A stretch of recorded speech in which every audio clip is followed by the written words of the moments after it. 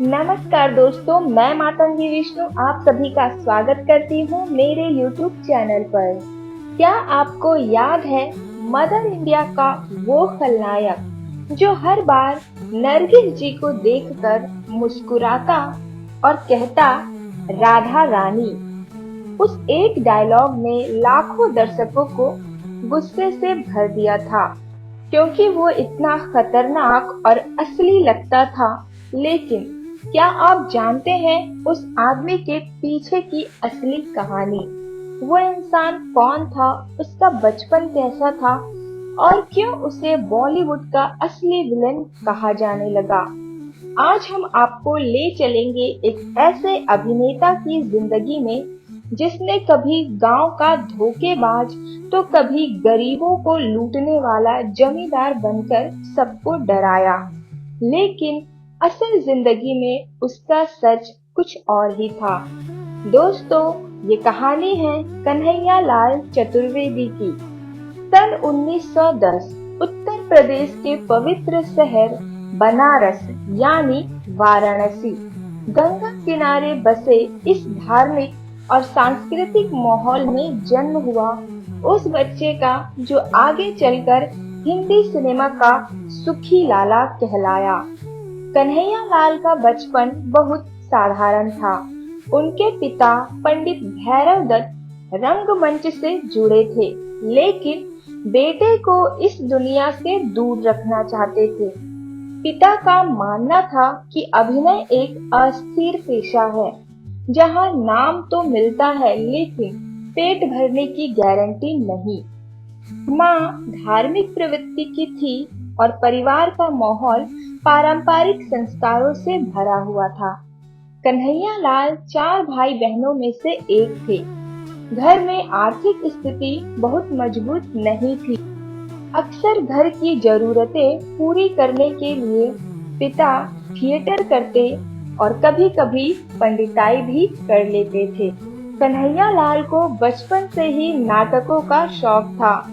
जब भी आस पड़ोस में रामलीला या नाटक होता, वे चोरी छुपे देखने पहुंच जाते थे।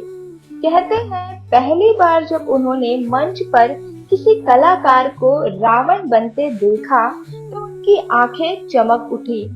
उसी दिन उन्होंने मन ही मन ठान लिया, मुझे भी स्टेज पर जाना है, मुझे भी किरदार जीना है। लेकिन यह सपना इतना आसान नहीं था। पिता का विरोध, घर की जिम्मेदारियां और समाज की बातें, इन सब ने उनकी राह कठिन कर दी।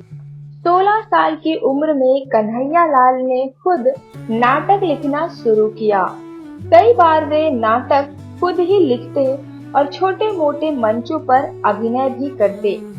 उन दिनों थिएटर से मिलने वाली कमाई बहुत कम थी। कई बार तो उन्हें पैसे के बजाय सिर्फ खाना दिया जाता था। एक घटना उनकी जिंदगी का बड़ा मोड़ बनी। एक नाटक मंडली में अचानक एक कलाकार बीमार हो गया।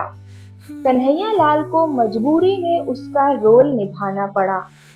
उस रात उनका अभिनय इतना दमदार रहा कि दर्शकों ने खड़े होकर तालियां बजाई। यहीं से उनका आत्मविश्वास बढ़ा। पहली बार जब उन्होंने एक शो के बाद 5 रुपए की कमाई की तो उन्हें लगा जैसे दुनिया जीत ली। 5 रुपए आज के दौर में भले ही मामूली लगे, लेकिन उस समय उनके लिए यह गर्व का पल था। उनके पिता अब भी कहते थे, बेटा, ये नाटक थिएटर पेट नहीं भरते, कुछ पढ़ लिख ले, कोई नौकरी कर ले। लेकिन कन्हैया लाल के दिल में तो बस एक्टिंग ही बसी थी। 1920 और 30 के दशक में जब सिनेमा धीरे धीरे लोकप्रिय हो रहा था, कन्हैया लाल का मन मुंबई खींचने लगा। उनके लिए यह फैसला आसान नहीं था। बनारस छोड़कर मुंबई जाना मतलब परिवार से दूर होना, अनिश्चित भविष्य में कूदना। लेकिन कलाकार का दिल कहाँ मानता है। वे मुंबई पहुंचे और छोटे मोटे काम करने लगे। कई दिनों तक तो उन्हें कोई रोल नहीं मिला। कभी सेट पर एक्स्ट्रा खड़े रहते, कभी स्पॉट बॉय का काम करते। मुंबई की गलियों में भूखे प्यासे भटकते हुए भी उन्होंने हार नहीं मानी। साल 1938 एक फिल्म की शूटिंग चल रही थी। अचानक एक छोटे से रोल के लिए कलाकार नहीं मिला। कन्हैया लाल को मौका दिया गया। उन्होंने इतनी नेचुरल एक्टिंग की कि सभी हैरान रह गए। निर्देशक ने उसी वक्त कहा, इस लड़के में दम है। यहीं से उनका असली सफर शुरू हुआ। थोड़े थोड़े रोल मिलने लगे। लोग उनके चेहरे और आवाज को पहचानने लगे। लेकिन उन्हें स्टार बनने का मौका तब मिला जब निर्देशक महमूद खान ने उन्हें चुना। फिल्म थी औरत और किरदार था सुखी लाला। बनारस की गलियों से चला वो छोटा सा लड़का जिसने सिर्फ 5 रुपए की पहली कमाई से अपने संघर्ष की शुरुआत की थी। अब धीरे धीरे हिंदी सिनेमा की दुनिया में अपनी जगह बना रहा था, लेकिन असली इम्तिहान तो अभी बाकी था। कन्हैया लाल के दोस्तों का कहना था कि वे कभी किसी इंसान के प्यार में पागल नहीं हुए। उनकी मोहब्बत सिर्फ मंच और कैमरा था। थिएटर के छोटे मोटे रोल करते हुए उन्होंने बार बार यही साबित किया कि उनका दिल एक्टिंग के लिए ही धड़कता है। जब उनके साथी कलाकार शाम को चाय समोसे के लिए बाहर निकलते तो कन्हैया लाल स्टेज पर खड़े होकर संवादों की प्रैक्टिस करते। उनका कहना था, अगर मुझे किसी से मोहब्बत है तो वो है किरदारों से, क्योंकि वही मुझे अमर बनाएंगे। कन्हैया लाल का सबसे बड़ा अफेयर था उनके किरदारों के साथ। औरत के सुखी लाला से लेकर मदर इंडिया तक उन्होंने हर बार अपने रोल को इतनी गहराई से किया कि दर्शक असल जिंदगी में भी उन्हें लालची, धूर्त और चालाक समझने लगे। लोग कहते थे, अरे ये तो वही सुखी लाला है जो गरीबों का खून चूसता है। यानी उन्होंने अपने किरदार से ऐसा रिश्ता बनाया जैसे कोई प्रेमी अपनी प्रेयसी से बनाता है। कन्हैया लाल की जिंदगी में मोहब्बत तो थी, लेकिन वो इंसानों से ज्यादा अपने किरदारों से थी और यही मोहब्बत आगे चलकर उन्हें हिंदी सिनेमा का अमर कलाकार बना गई। लेकिन असली जीवन की कहानी तो तब शुरू होती है जब प्यार और करियर के बीच परिवार आ खड़ा होता है। हर चमकते सितारे के पीछे एक परिवार भी होता है और अक्सर उस परिवार की कहानी उतनी ही दर्द भरी होती है जितनी कलाकार की। कन्हैया लाल ने अपनी जिंदगी में विवाह किया। उनकी पत्नी सीधी सादी घरेलू स्वभाव की थी। वो हमेशा कैमरे और स्टेज के पीछे रह गई। न मीडिया में उनका नाम छपा, न कभी चर्चाओं में आई। लेकिन यही सादगी उनकी सबसे बड़ी ताकत थी। कहा जाता है कि पत्नी ने कन्हैया लाल का हर सुख दुख में साथ दिया। जब मुंबई की गलियों में कन्हैया लाल संघर्ष कर रहे थे तो घर चलाने की जिम्मेदारी उनकी पत्नी ने बखूबी निभाई। कन्हैया लाल के परिवार में बच्चे भी थे। उनकी बेटी हेमा आज भी थिएटर और अभिनय से जुड़ी हुई है और अपने पिता की यादों को जिंदा रखती है। हेमा का कहना था, मेरे पापा घर में बहुत सख्त थे, लेकिन दिल से उतने ही नरम। हमें अच्छी पढ़ाई और संस्कार देने में कभी पीछे नहीं हटे। परिवार की जिम्मेदारियां बढ़ी तो कन्हैया लाल को और मेहनत करनी पड़ी। फिल्मों में नेगेटिव और चालाक किरदार निभाकर उन्होंने पैसे कमाए, लेकिन असल जिंदगी में वे एक ईमानदार और पारिवारिक इंसान रहे। लेकिन हर परिवार की तरह इनके घर में भी तनाव रहे। कभी पैसों की कमी, कभी करियर का दबाव, कभी फिल्मों में रोल ना मिलने का गुस्सा, ये सब घर तक आ जाता। कई बार ऐसा हुआ कि कन्हैयालाल अपने किरदार की झुंझलाहट घर ले आते। बेटी हेमा ने एक इंटरव्यू में कहा था, पापा अपने किरदार में इतने डूब जाते थे कि घर में वही गुस्सैल या चालाक आदमी लगते थे, लेकिन असलियत में वे दिल से बहुत प्यारे थे। कई मैगजीन और आर्टिकल्स में इस बात का जिक्र आता है कि कन्हैयालाल की शादीशुदा जिंदगी फिल्मी सितारों की तरह ग्लैमरस नहीं थी। ना तो उनका नाम किसी बड़े अफेयर से जुड़ा, ना ही तलाक जैसी घटना हुई, लेकिन इंडस्ट्री का तनाव और लगातार काम का दबाव उन्हें परिवार से भावनात्मक रूप से दूर करता रहा। यानी रिश्ता टूटा नहीं, लेकिन एक दूरी हमेशा बनी रही। कन्हैयालाल का असली संघर्ष सिर्फ फिल्मों में नहीं, बल्कि परिवार और करियर के बीच भी था। वे चाहते थे कि परिवार को सुख सुविधा दे, लेकिन इंडस्ट्री उन्हें उतना पैसा और नाम नहीं दे रही थी जितना उनके बड़े सितारे साथियों को मिल रहा था। इस वजह से परिवार को अक्सर साधारण जिंदगी जीनी पड़ी। दोस्तों, कन्हैयालाल चतुर्वेदी का नाम सुनते ही ज्यादातर दर्शकों की यादों में एक चेहरा उभर आता है, लालची, चालाक और खड़ूस बूढ़े बनिए का।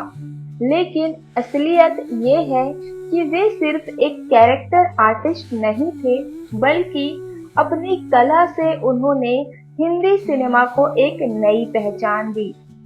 कन्हैयालाल ने सबसे पहले रंगमंच से अपने अभिनय का सफर शुरू किया। वहां पर संवाद, अदायगी और एक्सप्रेशन पर उनकी पकड़ इतनी मजबूत थी कि फिल्मी दुनिया के दरवाजे अपने आप खुल गए।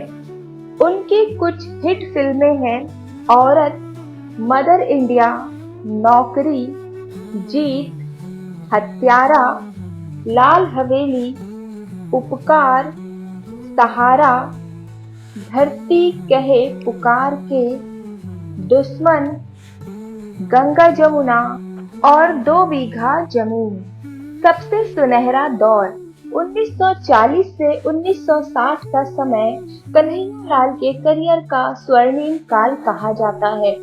उस दौर में निर्देशक यदि किसी खड़ूस जमींदार या कंजूस बनिए की तलाश करते तो सबसे पहला नाम उन्हीं का लिया जाता। समय बीता, नए कलाकार आए और 1970 के दशक में उनका स्क्रीन स्पेस धीरे धीरे कम होता गया। बड़े बजट के फिल्मों में उनकी जगह अब नए चेहरों को मिलने लगी। यहीं से उनके करियर का ग्राफ नीचे आने लगा। फिल्मी दुनिया बड़ी बेरहम होती है। जो कल तक स्टार था वही अगले दिन गुमनाम हो जाता है। कन्हैयालाल के साथ यही हुआ। 1970 के बाद उन्हें रोल बहुत कम मिलने लगे। जो किरदार मिलते भी थे वे छोटे और साइड में दबे से होते थे।